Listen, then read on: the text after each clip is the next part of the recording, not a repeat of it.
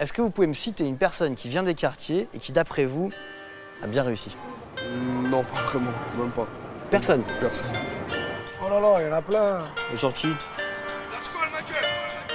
Il y en a plein. Ousmane Dembélé. Le footballeur, ouais.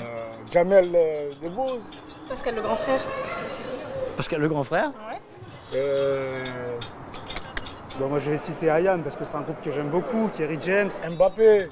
C'est des mecs du quartier. Hein. Des footballeurs, des chanteurs. Mais est-ce que vous pensez à, par exemple, je sais pas moi, des gens dans la politique, dans la recherche, dans l'entrepreneuriat, des gens qui ont fait des choses intéressantes pour vous? Bah, après ça va être un peu plus compliqué, c'est sûr. La vie m'avait pas gâté, maintenant tout prix, je veux tout le gâteau. Pancani va tous les semaines depuis le début, ils vendent du seul. Moi qui avais même plus de carte SIM, j'ai toujours pas ma carte vitale et le portefeuille sans vite. On 22 balles et j'ai fait craquer.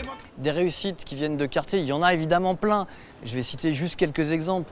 Le fondateur d'Ernest, qui s'appelle Malamine Koné, il vient de Saint-Denis. Fatoumata Kébé, docteur en astronomie, un petit génie qui vient de Noisy-le-Sec. Thierry Marx, que vous connaissez peut-être, cuisinier étoilé. Il faut savoir qu'il a grandi à Ménilmontant, dans une cité du 20e arrondissement. Najat Vallaud-Belkacem, elle vient du Maroc, elle est arrivée sans le sou et c'est notre ancien ministre de l'Éducation. Mais ça ne veut pas dire, parce qu'on a dit ça, qu'il suffit de vouloir pour réussir. Ça, c'est pas vrai. Évidemment que dans les quartiers, et tout le monde le dit ici, c'est très compliqué de s'en sortir et c'est plus compliqué qu'ailleurs de s'en sortir. C'est vrai, mais même ne serait-ce que le CV, quand vous l'envoyez avec votre nom et là où vous habitez, vous avez moins de chances qu'on vous appelle. Il y a des préjugés sur la personne, donc c'est plus difficile de trouver du travail. Ces chiffres, ils font un petit peu peur. 25% de chômage dans les quartiers contre 10% dans le reste de la population française. Il y a 42% des gens dans les quartiers prioritaires qui vivent sous le seuil de pauvreté. 42%. Ça dépend là où on habite. Si on habite par exemple dans le 16e, ils vont se dire ah ça c'est des personnes fréquentables, alors qu'autre part ils vont se dire ah non eux ils viennent de banlieue donc c'est mort. Donc vous avez l'impression qu'en fait juste parce que c'est marqué Sergi, les gens vont dire oula. Moi je travaille dans un restaurant et ils pensaient que j'allais mal parler aux clients. Vous n'allez pas parler d'une façon correcte. Il faut toujours faire attention aux mots qu'on emploie parce qu'ils ont toujours l'impression qu'on les agresse, alors que si moi je prends le même ton que vous, on va me dire que j'agresse. Moi ça je le vis parce que je suis en école de commerce sur Paris du coup. J'ai passé un concours post-bac pour entrer en école du coup et ça a fait un choc culturel d'un coup. Même avec le même niveau de qualification, on a moins de chances de trouver un boulot quand on est en banlieue ou quand on est à Paris.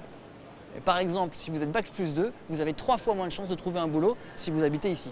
Le paquet comme un paquet, mais le Luna l'a pas touché. Putain, sa vie est trop touchante. Ça se trouve ton bistrot est attaché, mais putain, qu'est-ce qu'il est attachant. Il attache que des gens téchés. Il y en a combien aujourd'hui qui viennent me voir, qui me disent Moussa, j'ai envie de porter un projet, j'ai envie de créer mon entreprise. J'ai une super idée.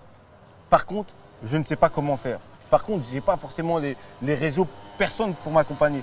Et je dis, tu as regardé un peu les réseaux d'accompagnement, est-ce que tu es au courant qu'il y a des... Non, tout de suite on me dit non. Ils ne savent pas qu'une aide existe en fait. Ils ne savent pas qu'il y a des aides. Ils peuvent même bénéficier d'aide au financement, mais ils ne savent pas aussi. Les grandes réussites, on va toujours dire, c'est